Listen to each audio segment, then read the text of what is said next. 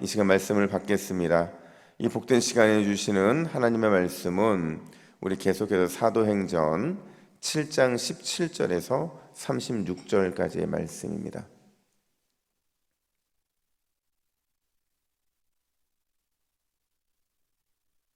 신약성경 197면에 있는 사도행전 7장 17절에서 36절까지의 말씀, 주님은 이런 분이십니다 라는 제목으로 오늘 말씀을 받겠습니다.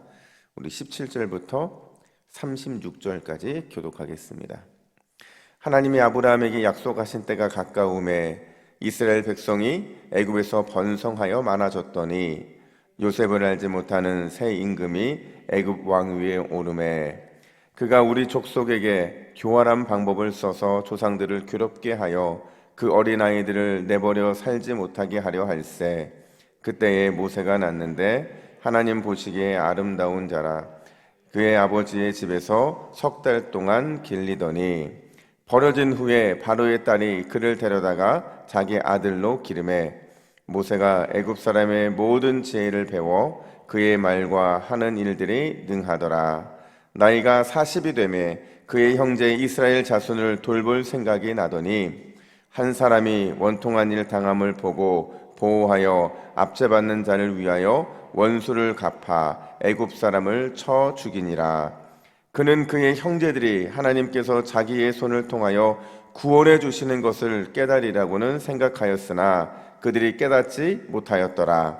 이튿날 이스라엘 사람끼리 싸울 때에 모세가 와서 화해시키려 하여 이르되 너희는 형제인데 어찌 서로 해치느냐 하니 그 동물을 해치는 사람이 모세를 밀어뜨려 이르되 누가 너를 관리와 재판장으로 우리 위에 세웠느냐? 내가 이제는 애굽 사람을 죽인과 같이 또 나를 죽이려느냐 하니 모세가 이 말 때문에 도주하여 미디안 땅에서 나그네 되어 거기서 아들 둘을 낳으니라. 40년이 참에 천사가 시내산 광야 가시나무 떨기 불꽃 가운데서 그에게 보이거늘 모세가 그 광경을 보고 놀랍게 여겨 알아보려고 가까이 가니 주의 소리가 있어 나는 내 조상의 하나님 즉 아브라함과 이삭과 야곱의 하나님이라 하신대 모세가 무서워 감히 바라보지 못하더라.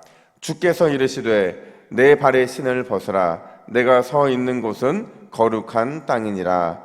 내 백성이 애굽에서 괴로움 받음을 내가 확실히 보고 그 탄식하는 소리를 듣고 그들을 구원하려고 내려왔노니 이제 내가 너를 애굽으로 보내리라 하시니라. 그들의 말이 누가 너를 관리와 재판장으로 세웠느냐 하며 거절하던 그 모세를 하나님은 가지나무 떨기 가운데서 보이던 천사의 손으로 관리와 속량하는 자로서 보내셨으니 이 사람이 백성을 인도하여 나오게 하고 애굽과 홍해와 광야에서 40년간 기사와 표적을 행하였느니라. 아멘. 여러분 격언 중에 나무가 아니라 숲을 보라는 격언이 있어요. 다 아시는 내용이잖아요. 무슨 뜻이겠어요? 일부를 보지 말고 좀 전체를 볼 수 있는 눈을 가져야 된다. 이 말을 하고 있는 겁니다. 우리는 지금 신성모독 그리고 성전모독 때문에 고소를 당한 이 스데반의 변론 그리고 변론이면서 동시에 긴 설교의 내용을 좀 다루고 있어요. 아마 이 내용이 다음 주 화요일이나 수요일까지 이어질 것 같은데 우리가 이 긴 설교 속에서 길을 잃지 않기 위해서 필요한 게 있다고 한다면 그건 뭐냐면 이 큰 그림을 절대 놓치면 안 된다는 거예요. 스데반의 설교이면서 스데반의 변론의 큰 그림이 뭐냐면요. 지금 스데반은요.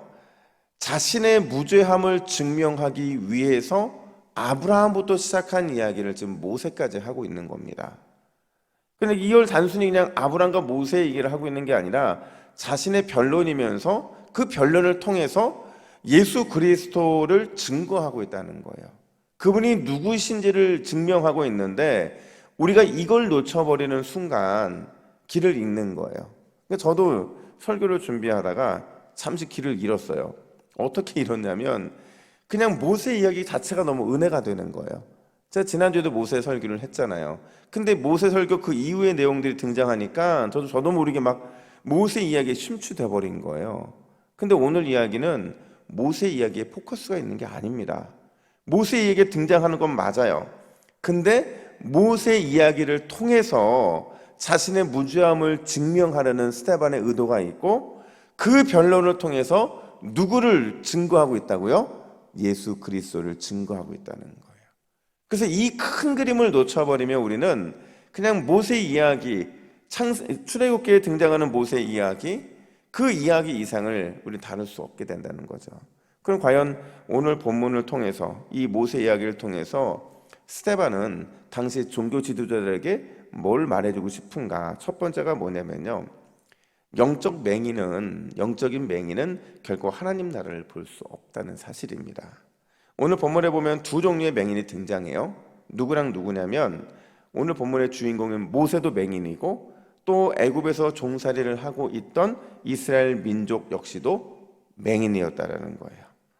사실 모세는요, 여러분, 준비된 사람이죠. 하나님에 의해서, 하나님의 계획에 의해서 철저하게 준비된 사람이에요.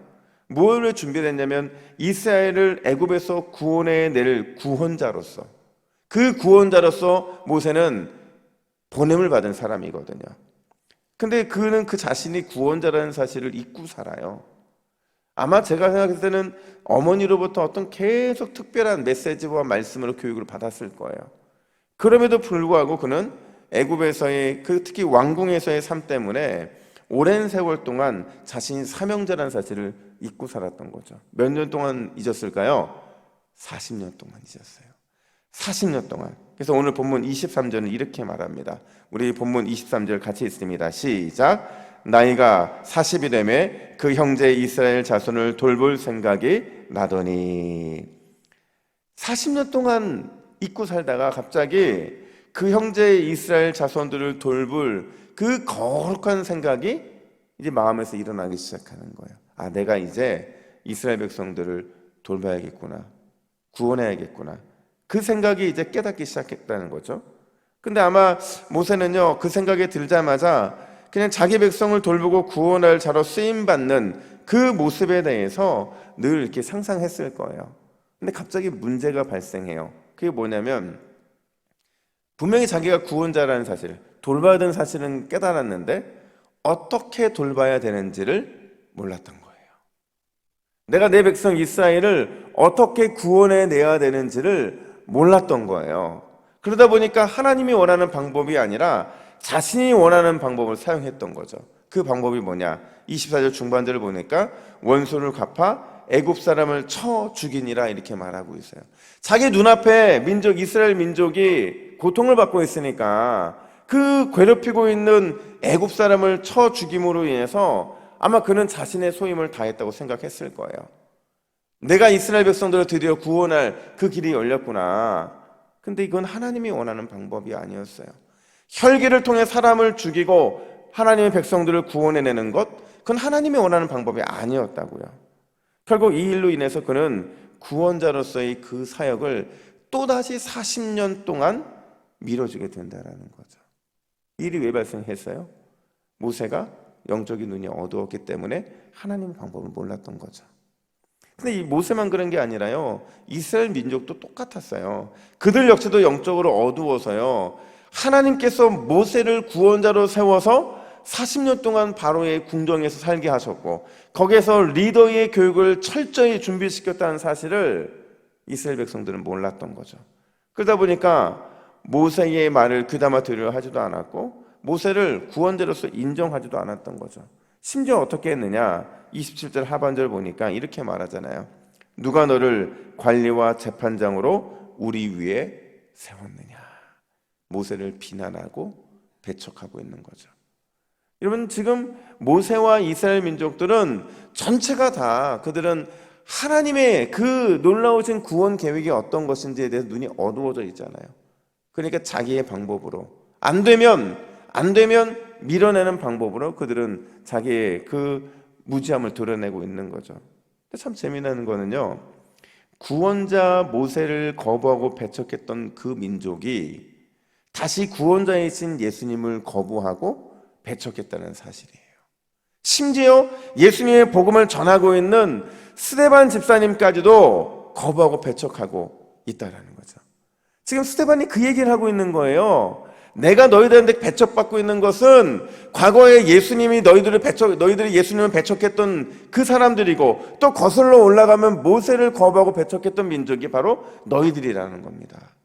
너희들이 그 예수님까지도 배척했고 모세까지도 배척했고 지금 나를 배척하고 있다는 거죠.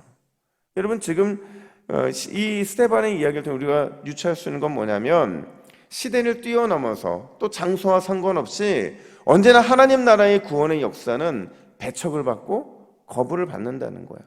원래 세상은 그렇다는 거죠. 제가 요즘 신방을 하면 드는 생각이 그런 생각이 있어요. 우리 신방 받으시는 분들이 대부분 뭔가 특별한 기도의 제목이 있는데, 늘 간절한 기도의 제목은 뭐냐면 가정의 구원이에요. 친정의 구원, 시댁의 구원, 특히 우리 가정의 구원이죠. 5년, 10년 아주 오랫동안 기도했는데도 하나님께서 그 기도의 응답을 들어주지 않을 때도 있고, 심지어 점점점 완악하게 배척하는 모습을 보면서 속상해하는 분들도 많이 계시거든요. 근데 여러분, 세상은 원래 그래요. 세상은 원래 그렇게 복음을 배척하고 구원의 역사를 거부한다고요. 그러니까 우리는 그런 세상에 대해서 실망할 필요가 없는 거예요. 그런 세상을 두려워할 필요도 없는 거죠. 제가 이게 사실인지는 모르겠는데, 예전에 한번 그 극동방송에서 나오는 어떤 설교를 듣는데 목사님이 이런 예를 사용하시더라고요. 남편의 구원을 위해서 평생 기도하던 아내가 있었어요. 근데 아무리 기도하고 또 기도해도 남편이 더욱 강팍해지는 거예요. 근데 이제 그날따라 이제 새벽에 기도하러 나가는데, 그냥 이렇게 보니까 남편의 얼굴에 이렇게 지옥 써 있는 것 같은 거예요. 아마 전에 싸웠겠죠. 그러니까 남편이 지옥 써 있는 것처럼 느껴지니까 너무 불쌍해지더라는 거죠. 그러니까 집에서 나오기 전에 기도했대요. 하나님, 우리 남편도 같이 신앙생활하고 기도했으면 좋겠는데 그냥 그 삶들이 언제 이루어집니까? 하고 딱 나가는데 문 앞에 있던 남편의 신발이 이렇게 보이더라는 거죠. 그래서 이 신발을 갖고 교회를 오면 언젠가는 남편이 교회를 오지 않을까 하는 생각에 이 신발을 가슴에 꼭 품고 교회를 오기 시작하는 거예요. 그렇게 몇 달을 보냈는데 갑자기 어느 날인가, 그날도 이제 와서 기도하고 있는데 누가 자기를 톡톡 치더래요. 딱 보니까 남편인 거예요. 자기는 너무 기뻐가지고 우리 남편이 드디어 하나님의 구원의 은혜를 응답받아서 왔구나 이러고 있는데, 남편이 딱 그러더래요. 신발 줘. 새벽에 일 있어 나가려고 그러는데 아내가 신발을 갖고 간 거예요. 그러니까 그 신발 찾으러 교회를 왔는데 그때 은혜를 받아서 예수를 믿게 되었다. 이게 사실인지는 모르겠어요, 저도. 근데 무슨 얘기를 하는 거냐면요, 여러분, 우리가 세상에 실망하지 말아야 된다는 거예요. 오히려 우리 주님을 기대하라는 거죠. 우리가 세상에 실망하지 않고 우리 주님을 기대한다고 한다면, 그러면 주님의 때에 주님의 방법으로 구원의 역사는 반드시 허락되게 된다라는 겁니다. 여러분, 이 새벽에 우리가 붙잡아야 될 게 뭐냐면 구원자이신 예수 그리스도예요. 아무리 세상의 것을 붙잡아도 세상 것은 우리에게 오지 않아요. 우리가 주님을 붙잡으면 주님이 그 세상의 것까지도 함께 오게 하는 줄로 믿습니다. 오늘 새벽 그 구원자 되신 주님을 기대하고 붙잡는 우리 모두가 되기를 예수님의 이름으로 축복합니다. 뿐만 아니라 두 번째로 뭘 얘기하고 있냐, 스데반은 하나님은 결코 영적 맹인들을 포기하지 않으신다는 거예요. 결국 하나님은 포기하지 않는다는 거죠. 여러분, 40년의 시간이 흘렀어요. 그리고 때가 되자 하나님이 모세를 다시 찾아가십니다. 그리고는 그에게 이렇게 콜링하세요. 우리 33절 말씀을 같이 읽습니다. 시작. 주께서 이르시되 내 발에 신을 벗으라. 내가 서 있는 곳은 거룩한 땅이니라. 아멘. 여러분, 당시 신발은 누구만 신었을까요? 자유인만 신었어요. 자유 있는 사람, 그 사람들만 신발을 신었다고요. 근데 오늘 본문에서 모세에게 너의 신을 벗으라고 말씀하시는 건 무슨 의미냐면, 혈기에 사로잡혀 살았던 이전과 달리 이제는 네가 온전히 하나님께만 붙잡혀 순종하는 그런 사람, 종, 노예가 되어야 된다는 것을 말씀하고 계신 거예요. 그에게 너는 이제 온전히 하나님만 붙잡고 살아가는, 하나님만 바라고 섬기는 종이 되고 노예가 되어야 된다는 그의 사명을 다시 회복시켜 주셨다라는 거죠. 근데 여러분 보세요. 모세를 회복시켰다는 것은 그 속에 누구에 대한 회복도 포함하고 있는 거예요? 이스라엘 백성들에 대한 회복도 포함하고 있는 거예요. 그리고 심지어 그 이야기를 하고 있는 스데반 설교를 듣고 있는 유대 종교 지도자들과 헬라파 유대인들에게도 동일한 기회가 주어지고 있다라는 것을 말해주고 있는 겁니다. 여러분, 우리 주님은, 하나님은 결코 우리와 우리 인생, 우리의 삶과 우리의 가족, 우리의 교회, 이 모든 것들을 포기하지 않으시는 줄로 믿습니다. 아무리 우리가 영적인 맹인이고 아무리 못 알아들어도 주님은 계속해서 기회를 주시고 또 듣게 하시고 또 듣게 하셔서 반드시 그분의 능력으로 우리를 회복시켜 주신다라는 거예요. 우리 주님 앞에서 포기는 없어요. 한 번 백성은 영원한 백성이고 그 백성을 끝까지 굳게 붙잡아 결국에는 주님의 뜻대로 이루시는 분이 우리 하나님이시더라고요. 그러니까 우리는 우리 스스로가 먼저 포기해서 문제지 하나님은 절대 우리를 포기하지 않으신다라는 겁니다. 우리도 그 포기하지 않으시는 하나님을 굳게 붙잡을 때에 그럴 때 놀라운 주님의 뜻이 우리의 삶 가운데 속히 이루어지게 될 줄로 믿습니다. 오늘 새벽 우리의 기도 제목이 이거예요. 우리 기도 제목 두 가지를 같이 함께 읽고 기도하겠습니다. 같이 읽습니다. 시작. 주여, 우리의 눈을 여셔서 세상에 실망하지 않고 우리 주님을 기대하게 하소서. 절대 포기하지 않으시는 주님의 능력을 굳게 믿고 오늘 하루도 승리의 행진을 하게 하소서. 할렐루야. 오늘 이 기도 제목 가지고 붙잡고 기도하는 저와 여러분 되기를 간절히 축복합니다. 함께 기도하겠습니다. 하나님 아버지, 은혜와 사랑을 감사합니다. 하나님, 오늘 이 새벽에 우리의 눈을 열어주셔서 세상에 실망하는 눈이 아니라 주님을 기대하는 복된 눈이 될 수 있도록 인도하여 주시옵소서. 우리가 주님을 기대하면 주님의 때에 주님의 방법으로 가장 좋은 구원의 역사를 허락해 주실 줄로 믿습니다. 포기하지 않는 믿음을 더하여 주시고 끝까지 주님을 붙잡고 달려나가서 오늘 하루도, 아니 이번 한 주도 믿음의 승리의 행진을 계속해서 해나갈 수 있는 우리 모든 주님의 정병들이 될 수 있도록 역사하여 주시옵소서. 감사드리며 예수님의 이름으로 기도하옵나이다. 아멘.